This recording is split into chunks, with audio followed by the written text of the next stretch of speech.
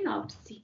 Na novela Fina Estampa, produzida e exibida pela TV Globo em 2012, a personagem Esther decide ser mãe solo por meio de uma inseminação artificial e, para isso, procura sua amiga médica, doutora Danielle Steiner, que é especialista nesse tipo de procedimento. Para a inseminação de Esther ocorrer, foi necessária a doação de um óvulo e de um sêmen. Doutora Danielle, de forma sigilosa, resolve utilizar o sêmen congelado de seu falecido irmão Guilherme e o óvulo da namorada desse irmão, Beatriz, que aceitou ser doadora sem saber para quem seu óvulo seria doado, e muito menos com qual sêmen seria fecundado. Afinal, isso não deve ser revelado nem para os doadores, nem para quem irá receber. A médica, então, realiza a fecundação do óvulo de Beatriz com o sêmen de Guilherme e obteve sucesso. Esther engravida e dá à luz a sua filha, Vitória. Alguns meses após o nascimento de Vitória, doutora Danielle resolve revelar para Beatriz que quem tinha recebido seu óvulo foi Esther e que Vitória seria filha biológica dela com Guilherme. Impactada, Beatriz resolve entrar na justiça para ter a guarda de Vitória. Do ponto de vista legal, com quem a guarda de Vitória deve ficar? Com Esther ou com Beatriz? Para começarmos a analisar esse caso do ponto de vista jurídico, assim como feito pelo professor Brunello em sua aula de fertilização assistida, na Constituição Federal, no seu artigo 226, dispõe o seguinte: a família, base da sociedade, tem especial proteção do Estado. Em seu parágrafo 7º, diz o seguinte: fundado nos princípios da dignidade da pessoa humana e da paternidade responsável, o planejamento familiar é livre decisão do casal, competindo ao Estado propiciar recursos educacionais e científicos para o exercício desse direito, vedada qualquer forma coercitiva por parte de instituições oficiais ou privadas. O planejamento familiar, ele também é um direito de todos e um dever do Estado. Na Lei 9.263, de 1996, no seu artigo 3º, vai dizer que o planejamento familiar é parte integrante do conjunto de ações de atenção à mulher, ao homem ou ao casal, dentro de uma visão de atendimento global e integral à saúde. Parágrafo único. E seu parágrafo único vai dizer que as instâncias gestoras do SUS, em todos os seus níveis, na prestação das ações previstas no caput, obrigam-se a garantir em toda a sua rede de serviços, no que respeita à atenção à mulher, ao homem ou ao casal. Programa de atenção integral à saúde, em todos os seus ciclos vitais, que inclua como atividades básicas a assistência, a concepção e a contracepção. E, além disso, nessa mesma lei, número 9.263, de 1996, em seu artigo 4º, está disposto que o planejamento familiar orienta-se por ações preventivas e educativas e pela garantia de acesso igualitário a informações, meios, métodos e técnicas disponíveis para a regulação da faculdade. Em seu artigo 9º, para o exercício do direito ao planejamento familiar, serão oferecidos todos os métodos e técnicas de concepção e contracepção cientificamente aceitos e que não coloquem em risco a vida e a saúde das pessoas, garantida a liberdade de opção. Então, a gente percebe, por meio de todos esses dispositivos legais, que Esther estaria amparada juridicamente para ser detentora da guarda de Vitória, já que o planejamento familiar e a questão de métodos de concepção estão previstos em lei, tanto na Constituição Federal quanto nessa Lei 9.263. Agora vamos fazer uma análise dos preceitos médicos envolvidos com o caso. A gente vai ter primeiro o Código de Ética Médico, artigo 15, que vai dispor o que é vedado ao médico. E a gente vai ter, então, que o médico ele é vedado a descumprir a legislação específica nos casos, principalmente fecundação artificial, que é o que está vinculado na nossa apresentação. O primeiro parágrafo vai falar que é vedado, no caso de procriação medicamente assistida, a fertilização, que não deve conduzir sistematicamente à ocorrência de embriões supranumerários. O segundo parágrafo vai dispor que o médico não deve realizar a procriação para criar seres humanos geneticamente modificados ou embriões para investigação ou com finalidade de escolha de sexo ou para originar híbridos ou quimeras. E o parágrafo mais importante é o parágrafo 3º, que fala sobre praticar o procedimento da procriação medicamente assistida sem que os participantes estejam de acordo inteiro acordo e devidamente esclarecido sobre o método. Com isso, a gente vai perceber que o Código de Ética Médico, especificamente o artigo 15, ele não foi violado, porque o embrião não foi originado para criar seres humanos geneticamente modificados, híbridos ou quimeras, e todos os participantes estavam devidamente esclarecidos sobre o procedimento.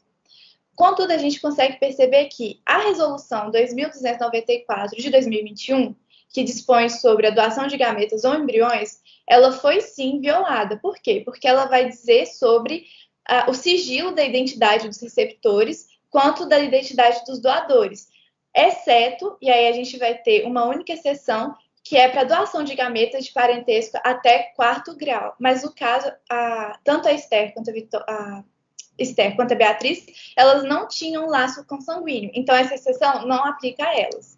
E aí a gente vai ter o parágrafo 4º, que vai ser mantido obrigatoriamente esse sigilo sobre a identidade dessas pessoas, exceto nessa exceção que foi exposta anteriormente. Além disso, a Resolução do Conselho Federal de Medicina, de número 2294, de 2021, em seu parágrafo 7, que dispõe sobre a gestação de substituição, ou seja, a cessão temporária do útero, diz o seguinte: as clínicas, centros ou serviços de reprodução podem usar técnicas de RA para criar uma situação identificada como gestação de substituição, desde que exista um problema médico que impeça ou contraindique a gestação, ou em caso de união homoafetiva ou de pessoa solteira. A cedente temporária do útero deve ter ao menos um filho vivo e pertencer à família de um dos parceiros em parentesco consanguíneo até o 4º grau. Demais casos estão sujeitos à avaliação e autorização do Conselho Regional de Medicina. A cessão temporária do útero não poderá ter caráter lucrativo ou comercial, e a clínica de reprodução não pode intermediar a escolha da cedente. Nas clínicas de reprodução assistida, os seguintes documentos e observações deverão constar no prontuário da paciente: o termo de consentimento livre e esclarecido assinado pelos pacientes e pela cedente temporária do útero, contemplando aspectos biopsicossociais e riscos envolvidos no ciclo gravídico puerperal, bem como aspectos legais da filiação. Relatório médico atestando a adequação clínica e emocional de todos os envolvidos. Termo de compromisso entre os pacientes e a cedente temporária do útero que receberá o embrião em seu útero, estabelecendo claramente a questão da filiação da criança. Compromisso por parte do paciente contratante de serviços de RA, públicos ou privados, de tratamento e acompanhamento médico, inclusive por equipes multidisciplinares. Se necessário, a mãe cederá temporariamente o útero até o puerpério.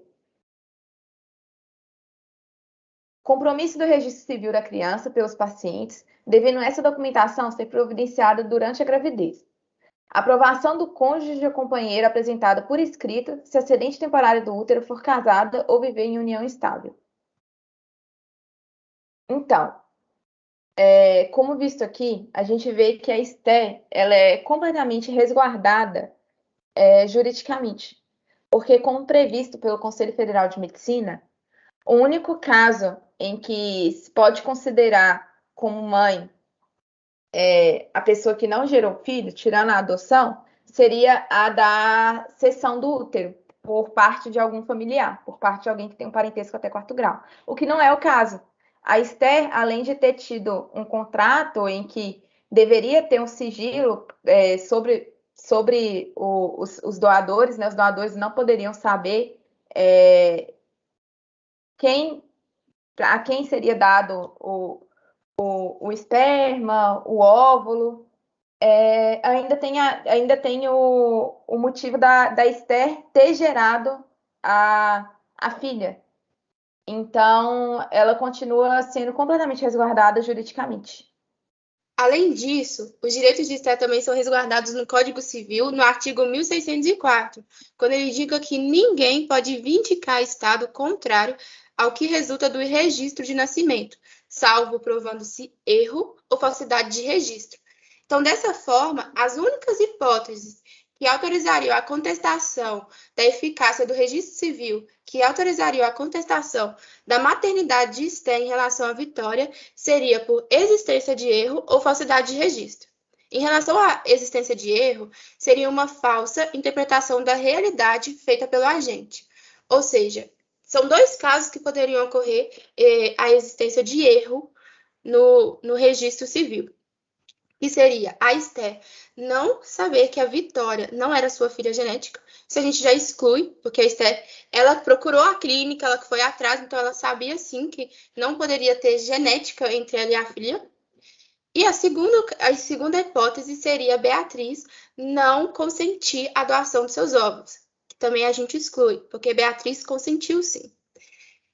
Em relação à falsidade de registro, seria caso a Esther, sabendo que Vitória não era sua filha, não deixasse que Beatriz tivesse contato com a Vitória. Porém, a Beatriz, ao doar o seu óvulo, ela abdica do direito civil de ser filha, de ser mãe de Vitória. Então, dessa forma, a maternidade absoluta é de Esther. Por fim, então, a gente retoma a pergunta feita inicialmente do ponto de vista legal. Com quem a guarda de Vitória deve ficar? Com Esther ou com Beatriz? E a gente conclui que seria assim com Esther. A guarda de Vitória deveria ficar com Esther, porque ela preenche todos os pré-requisitos legais e ela é 100% amparada juridicamente para deter esse direito da guarda de Vitória. E também porque Beatriz, como a gente viu, ela doou os seus óvulos com consentimento e voluntariamente. Então, ela não teria o direito de ter a guarda de Vitória. Então, teria uma impossibilidade jurídica do pedido de Beatriz para ter a guarda de Vitória. Então, a guarda deveria ficar com Esther. Não me diga que você perdeu. Eu não perdi nem ganhei, dona Celina. Simplesmente não teve julgamento. Como assim? O juiz decidiu pela impossibilidade jurídica do pedido da Beatriz. Ela doou os óvulos voluntariamente e eu, como receptora, preenchi todos os requisitos legais para o procedimento. Mas você vai recorrer, claro. Não tem como. O juiz deixou bem claro. Eu perdi, Celina. Eu perdi. Não tem mais como discutir o caso.